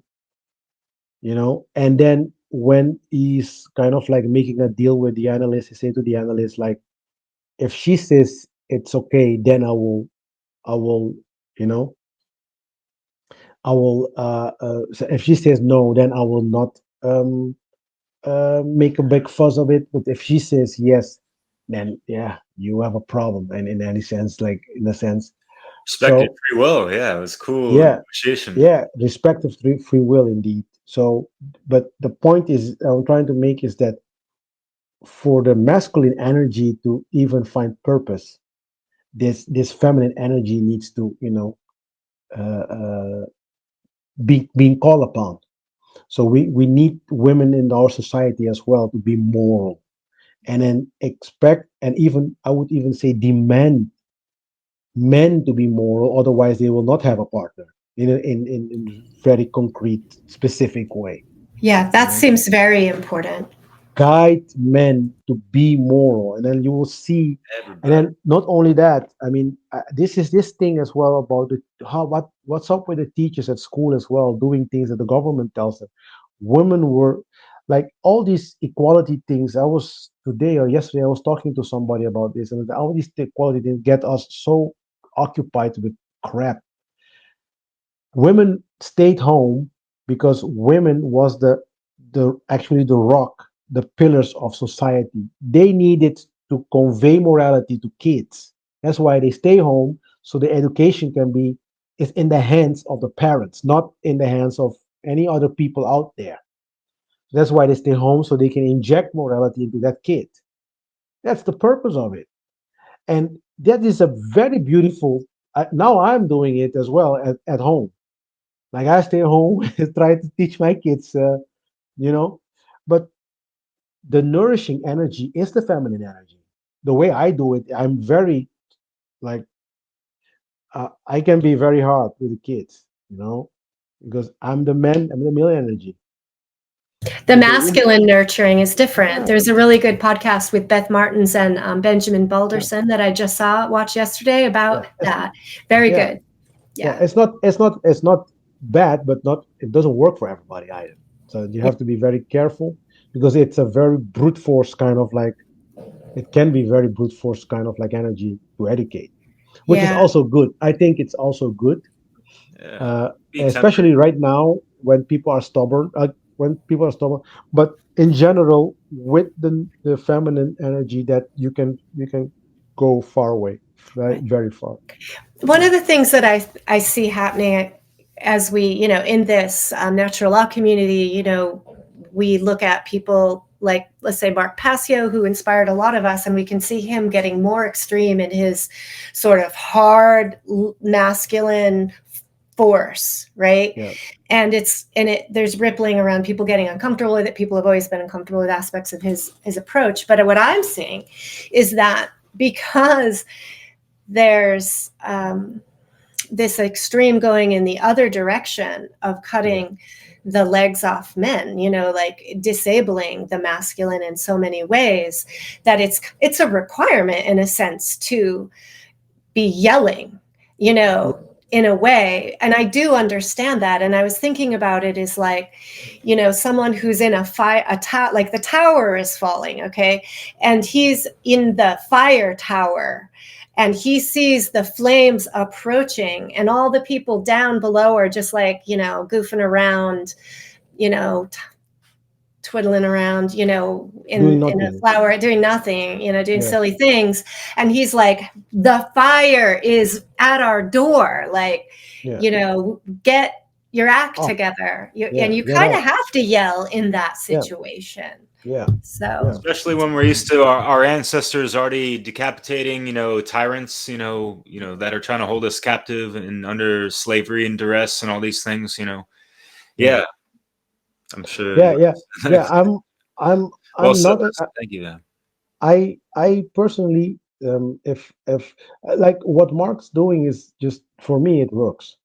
Honestly, it works miracles. So for me, he can. I mean, it can be in a point. It can be very bad for your own health, right? Because it's a yelling can be stressful. Okay, so but I think personally that some people don't like it, some people do. I would say just change the channel. Uh, right now he's being more sarcastic than ever. I honestly, I always for me, I always find laughter in his podcast. I yeah. always enjoy them. I love this podcast actually. So I will be I will be watching them Yeah. with or without jelly. Now he's kind of like going more sarcastic than ever, Yeah. which is also funny Yeah. as fuck. So Yeah. I'm like, yeah, just do your thing, man. Yeah. It's No, not- and I It just, doesn't apply to you. Yeah. but I see what I see is a division happening within the community who are starting to criticize, this yeah. teacher and not understanding and not asking themselves the right questions about why. So I don't see why it's such a big of a fucking deal if because let's be honest, it's about the message. Yeah. At the end, it's about the message. And the question is, do you understand the message? Don't worry about the messenger too much. I mean, the messenger can yell. If somebody yells and it speaks garbage, you can say, yeah, I'm not going to listen to that. But if somebody yells and they say, oh, 2 minutes, he has a point. So like listen Yeah. in the bit and try to, and then you can just listen to it, get the knowledge and the information that you need from it. And then if you want to just tell it to everybody else, normally you do that, but you don't have Yeah. to. I'm not. I mean, it's kind of like a little bit immoral as well, telling people, yeah, you should do it the way I think you should do it. Why? I mean, like Mhm. the person Right. is an Right. expression. Right. The person Yeah. itself is an expression of divinity. Let him Yeah. be. Love him for what Yeah. it is. Love that person for what it is. As long as he is moral. Yeah. I If think he's that not, if he's not moral, you say, listen, you're not moral, don't do that, you know. But it's not harming anybody. If, in fact, it's giving us more information that we even dreamed of I getting. know. Yeah. And it's like So, the culture of political correctness and the culture of being oh, fuck sensitive, that. right? I don't. That's what's getting in the way, even within our own Oh, movement, right? And that's where I get frustrated because I'm like, okay, we're getting distracted from the very thing that we need to be focused on. yeah. And the message that I want to give people is like, when I went into college and I was at some orientation thing and I'm hearing all these people badmouth teachers, don't take a class with this person because blah, blah, blah, and blah, blah, blah. And I remember thinking, bullshit. I'm not going to listen to anything they have to say. Every teacher has probably, that was the way I looked at it. I said, I'm going to go in. For one, I'm going to judge for myself. I'm not going to listen to other people. Two, I'm going to go in and I'm going to look for the gem in the teaching. Yeah. I'm going to look for the knowledge that's important. And I'm going to sort of put aside the rest. Like it's not important, right? Yeah. The tone of voice, the way they dress, the slang they use, Not whatever. important. Yeah, it's not important. It's not important because we need to start looking at the as a messenger and listen to the message, get the information that needs to be that you need at that moment. Maybe you don't need everything, maybe you don't understand everything, but get that information at least that you understand, digest it inside internally, meditate on it. You don't like, I mean, I don't even see the guy. I only hear about him on Sunday, and then of course we have this chat that we're going back and forth with him. But he's not like 9 of the 10 times he doesn't even fucking answer. So Yeah. like Yeah. let them be. I mean, like, Exactly. Yeah. yeah, And when we're triggered, for everyone who gets triggered, and I'm sure I don't know, most people have been a bit triggered at some point, and that is an opportunity to look at look yourself. at our Yeah, programming, to look yeah. at our crusted, rigid, kind You know what of. the problem is? I have understand something while I'm doing my own work as well. Like, people talk about political correctness and they talk about they speak a lot about, yeah, you judge too much. Okay, so number one, let's get this clear. When you become a Christ figure, right, that is the like your one of the your job is to judge. And it may sound strange, but you become a judge. You are one of the judges. That's why there's a book in the Bible is called Judges, right? You become one of these judges because you understand what is a right action and a wrong action according to natural law. So now you can open your mouth and say that is wrong and that is right. So that is one of the things. But they have taught us that judgment is not good. Yes, judgment is not good if somebody is immoral. New Age deceptions. No deception. But what about Mayat's? She's got the Because scales. That's, judgment. And whose hearts are being weighed against the scale? Everyone's. So y'all better lighten up in regards to her feather, no matter And the color. justice requires judgment. Bam. judge. Yeah. But yeah. So we need to get away from this idea that people cannot judge. Yes, we can, especially if we are moral human beings. That's the point. We are not moral, and I understand that while we are not moral, we cannot judge. But the moment we enter into this realm of morality, we need to, because this is going to protect our society even. It's kind of like social protection going on then. Or discernment. I don't know why people don't just use that Discer- word more often. discernment, yeah. Instead, it's like No, actually, discernment is knowing right from wrong. voila. Yeah. Yeah, that is the personification of that idea. Yeah, so you need to have that quality as a Christ in you, right? And then you need to be able to tell the people this and that. Okay, so that is one. Political correctness is other. So these things are other ways to say, I don't want you to tell me that I'm doing wrong. So if you are very disturbed by it, I think you should look at yourself and say, what am I doing wrong? Why am I so mad at this guy? Why is he telling something truthful that disturbs me? Am I doing something wrong? Just look at yourself in the mirror and be truthful to yourself. That is the whole purpose of initiation. Stop lying to yourself. Stop living in this fantasy that you're living in. And then maybe it's kind of like poking your bubble. That's why you become angry, because it's poking your bubble, and then and A, it keeps a hammering belief. Yeah, a a belief's belief. being challenged. Yeah, it's being challenged, and then it's hammering it in your head, and that makes you angry. Mhm. So you really need to like when this guy like was talking, I was laughing because I was like, yeah, you're right. But not everybody is like that. And then what I did was I did change my life, like immediately.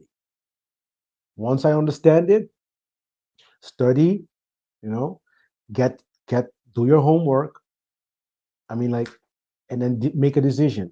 And that was for me a very quick decision, even because I'm saying like, yeah, this is we need to change. And then if I wait for the neighbor, it's never going to happen, because the neighbor is right now is doesn't give a damn about freedom. It doesn't give a damn about any of these things, right? And then what I find less nice about the Matrix movies is this idea of the Christ figure is the one who will sacrifice. Actually, it's going to be the one that's going to be sacrificed. And me being sacrificed is not that a great of an idea. I didn't like that, but if that comes with it, well, so be it. You know what I mean? But in fact, my time, you sacrifice your time as well. You sacrifice your yeah, actually your time, your energy for the great work. So that is also a form of sacrifice, but it might be as well at the long run. You're gonna, your life is going to be, because I am very expressive with this freedom thing. I'm very expressive also with anarchy. That is the way to go. And we really need to remove this system, because this system keep us enslaved. In general, all of us, doesn't matter of color, of creed, or any religion, it keeps us enslaved. And all, so you will have every type of people kind of like don't liking your message. You will have the people, religious people don't like your message, because I'm going against religion fiercely. I'm saying, no, this is a slave system, right? You have to look for yourself, make the connection for yourself with the creator. I'm against politics, right? And I'm against this whole money system. There is a You cannot remove things in one go. You have to have a transition. I understand that. It is possible to do it in one go, but that means that everybody needs to understand this immediately and get work immediately. Then it is possible. I Just would like love Jesus did, huh? exactly, exactly. It has to be an immediate shift in consciousness. We need to really understand that this is what slavery entails, and it does not. Like color again. Color is just a minuscule aspect manifestation of slavery. Everybody focuses on that, but they don't see the government as slavery at all. They see it as something that we need to coordinate our behavior. They don't see somebody else coordinating your behavior masterfully, manipulatively, as that being a form of slavery. They don't see that. I mean, like, that's the problem. That's the real, yeah, corruption in the world is our ignorance of what slavery really entails. It is Yes. more than it is more than only color thing. It's nothing about that even. I mean, we focus too much on that, too much. Yeah. And Yeah, then it's not, it's me, more than chattel slavery. It's more than just being, in chains or, exactly. forced It is to. also mind chain. You have Yeah. you are stuck in the mind. You're confused. Yes. You're not. Yeah. So that is it. All boils down to the same thing. Like it just manifests different ways. Yeah. Yeah. You So see? I think we're winding down, and so Yeah. let's bring up any final questions or summaries or points that you really want people to take away on this. Yeah, can I just? I'll lead you into this one, Glenn, because I know you can say some things about it in regards to like how did this go over people's heads? Just like the the name of the fourth film, Matrix Resurrections, and like what was actually being resurrected and what were the common themes throughout this thing. It was like resurrecting, the I am, like your memories and all these things, and like reactivating who you truly are. So yeah, it's a shame that people just like, it wasn't the type of movie I expected and this and that. And they're going to go back to the real world and kind of support the antagonist in real life in a sense, and not understanding that, it's our will force energy that we need to resurrect in real life type of thing. Just like these moralist stories that people just missed completely, unfortunately, Courage. Yeah. Actually, for the fourth movie, I would say like the third movie is about how to get out of the matrix. You need to resurrect your courage. So like, you need it is an act, it will take an act of courage to get out, right? The fourth movie, I would say they call it resurrection because um, actually the love energy, the care energy, it's still dead, and it still needs to be resurrected. So this is actually from my perspective, then the fourth movie, that is the resurrection part. And then for that to happen, you need to understand who you are, you need to understand what your purpose is, this kind of things, so you can resurrect this love that for yourself and love for humanity to do the work, to go out there and do the work. And the clues that they leave is in the beginning of the movie when you see, I think it's Bugs. He was sliding down the Heart O City Hotel or something like that. So you will see this this E is removed it the removed, emotion removed, emotion lit removed. up. Yeah. So actually, the fourth movie, the beginning of the movie, that gives you the clue of the whole thing. So you like, so for me, the heart is the resurrected, the part that needs to be resurrected. And I wouldn't even disagree with you if you say will, but I would say will is something that has been discussed in the third movie, the last, well, actually the last in the trilogy. And I would say Sure, yeah. Will is there more fitted to. So all this movie talks about these things, of course, but I think Will is the third movie is Will, and the fourth movie is like, guys, you're still not there yet. 20 years after the first movie, your heart is still broken. You still lack love. You still didn't decide that you want to change the conditions of the world. Yeah. So There was that a is disconnect between the masculine and the feminine exactly. that then came together. And so, what I hope for the fifth is that then it shows the power of a unified masculine and feminine unit. Yeah. What can be created, the creative force of that unity. Yeah. So you're going for that. Yeah. I go for the other prediction. I go for the prediction of why we should be get, what is important to escape the matrix. So Uh-huh. let's see what the Wachowski will come with next time. Yeah. I'm very intrigued and very interested. But anyway, guys, if you see that, you heard from it here first. Huh? Ah, hell yeah. All right, so real quick, this love dynamic, and I'm gonna tie in more occulted stuff and with the new age stuff, and how I'm sure the Wachowski brothers, sisters, whatever they are, Yeah. want to identify as, I feel like they're in the know of a lot of things. And follow me on this real quick in regards to like twin flames, right? Yeah. And how on a higher dimensional, I mean, even the lower upper astral archonic, parasites, they are willing to, bliss people out, in this new age era, to, have certain, spiritual moments and this and that. Yet, just like explained in the movie, they do that to manipulate our emotions, to loose out more energy and that kind of stuff. And like the more potent that is, especially this, love connection, Yeah. the more output they get Yes. from that connection. And so, yeah, it's just really interesting to just have all these things considered. And you know what I mean? Does that make sense to you? Yeah, it's the, the whole.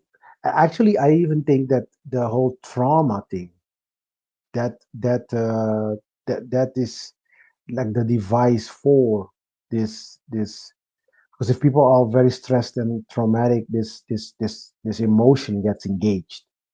Their emotion gets engaged, and that is what they need.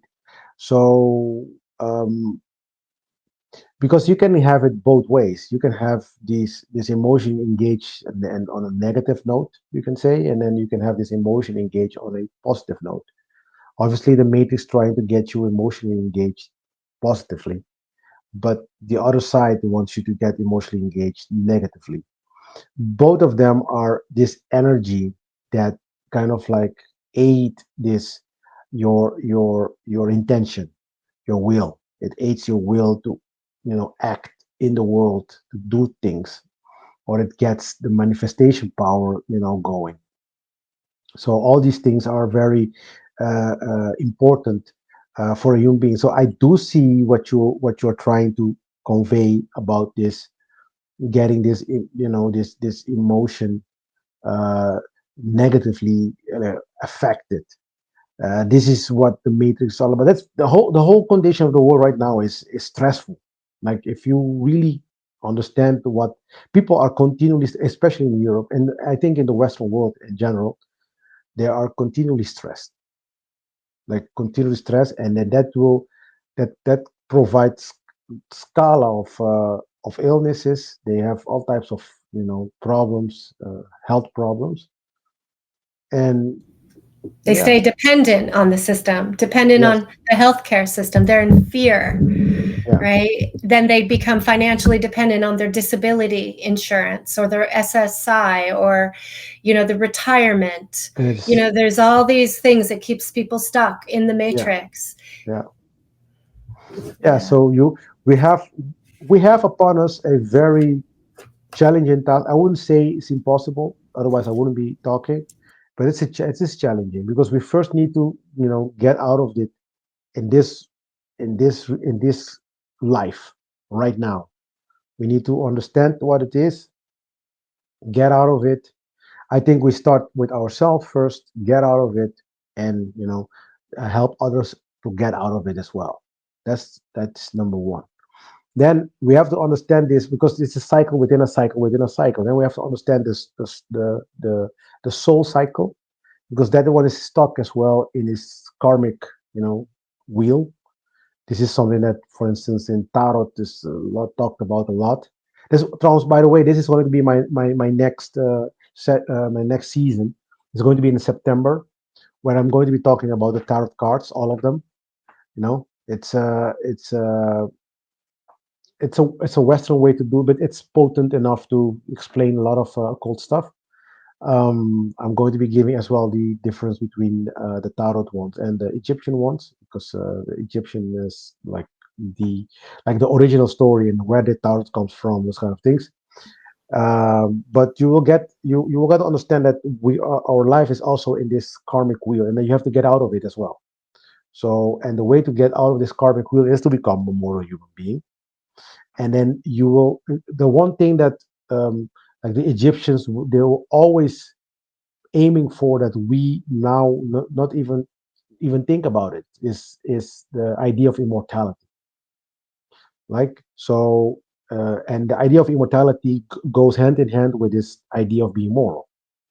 So like now people will say, yeah, enjoy your life, no problems, and you only live once. No, actually you don't, right?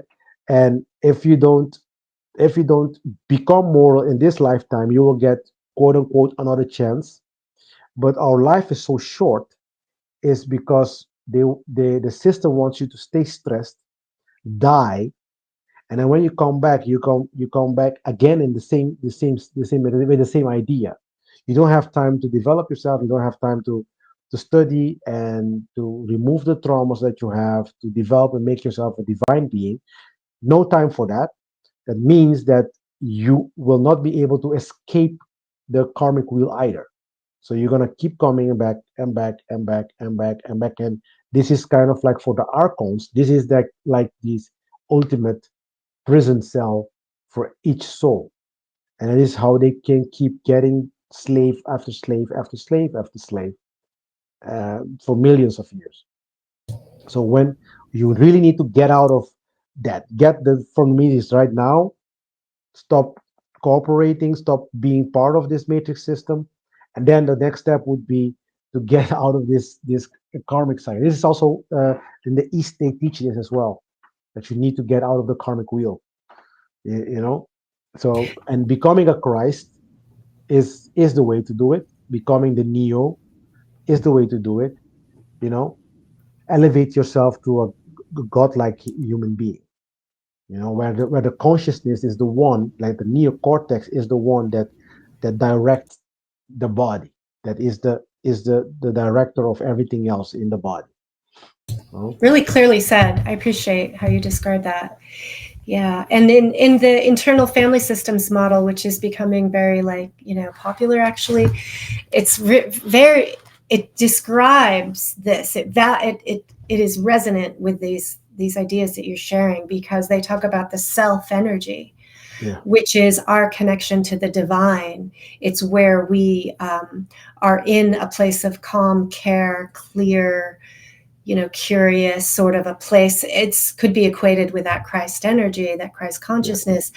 And from there, we are the director, where we can see, the interplay of all the other parts that pop up in our lives. Yeah.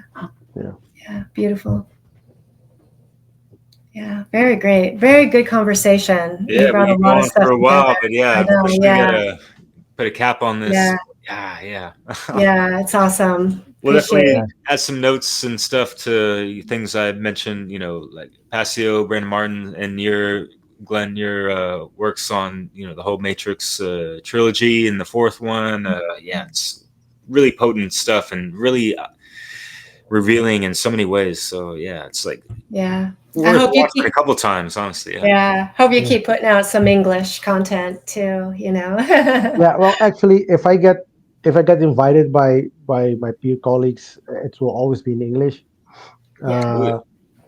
So I wouldn't mind one time, like, because I take some time sometimes to build my materials, and it is primarily for teaching purposes. So now I'm embarking as well on a journey. This is very good that you guys are saying this, because I'm embarking on a journey to create monographs for some of my subscribers. So I want to give my supporters, like my monthly supporters, a more than I'm giving everybody else. Let's put it this way. I put some of these monographs for free already outside of the circle, but I want to kind of like stimulate people to engage in this in this quest with me of because I am right now in the quest of studying the Egyptian mythology, the culture, the language, the hieroglyphs and all these things. And you can say in the monograph, I discuss that. And actually, if you just support me with, I think you start with €3 or something, and you get that for free, like the monographs. But I wanted to make it only special for those who support me. I always want to give my stuff for free. I sometimes even in my seasons, I give even my book sometimes for free. Like, do this and that, and you can get the book for free. But sometimes I'm really like, okay, so but what else do I have to give, especially for the ones who really dedicate? Like some of these people, they're very generous with their donation, and I'm glad for that. So I want to give them something special in return. And so I have this monograph that focus on this on this. So my next season will be about the tarot, though. It's going to be about the tarot cards. I'm going to be dealing with that, and I'm going to in talk Dutch, about it's going to be in Dutch, though. But no worries, man. But the point, we'll leave it in the show notes for sure, but kind of got to go. No, but the point is this: that if you guys, if there are like colleagues inviting me, I will make some materials in English as well. We want to discuss that. There's no problem. So it is at least the audience can enjoy it, like those few pieces because I have to do it in Dutch because there are so much great teachers already in English. Like I'm like I decided to just do for the Dutch audience. Yeah. Yeah, we need it for everyone, all languages, and yeah. So where can people find your work? Tell us that. So my website is thegreatworkexperience.com. Of a .com is in Dutch, by the way, .com. Thegreatworkexperience.com, right? And it's also on One Great Work Network / Glenn Tramm. And you can find me there. And yeah, you find all my materials there, especially on thegreatworkexperience.com. There is my personal website. You get there all my materials, my videos, my podcast. You get links to my books. Everything is there. It's one place you can find everything. It's a hub. It's one hub for all my materials, and then you can see past videos. You can read some of my old articles in there. I think even a few monographs are there for free. So if you subscribe to my Buy Me a Coffee, you will get the other the other monographs as well. So and it's going to be in English. So the monographs, everything I write though is in English, Dutch, and Spanish. So everybody can enjoy the writing, but I am in the video part. It's only Dutch, okay, and in the podcast it's only Dutch. Yeah. Yeah. C'est la vie, mon ami. But yeah, that's awesome. Yeah. You got a wealth of information. Yeah, really glad that you joined us today. Really important topic and very well spoken. So thank you. Yeah. Well, you guys, thank you for inviting me into your program. Yeah. And hope to see you guys soon again. And let's do it. Let's reconnect. Yes, make this network really work. Right? It will. All right. Take care, Glenn. Yeah, much love. Take care, brother. Much love. Yeah. And now here I stand because of you, Mr. Anderson. Because of you, I'm no longer an agent of this system. You know why we are here. I am a trafficker of information. I know everything I can. The question is, do you know why you are here? We are looking for the keymaker. Oh, yes, it is true. The keymaker, of course. But this is not a reason, this is not a why. The keymaker himself, his very nature, is a means, it is not an end. And so, to look for him is to be looking for a means to do what? We know the answer to that question. But do you? You see, there is only one constant, one universal. It is the only real truth. Causality. Action, reaction, cause and effect. Everything begins with choice. Because of you, I've changed. I'm unplugged. A new man, so to speak, like you, apparently free. Congratulations. Thank you. But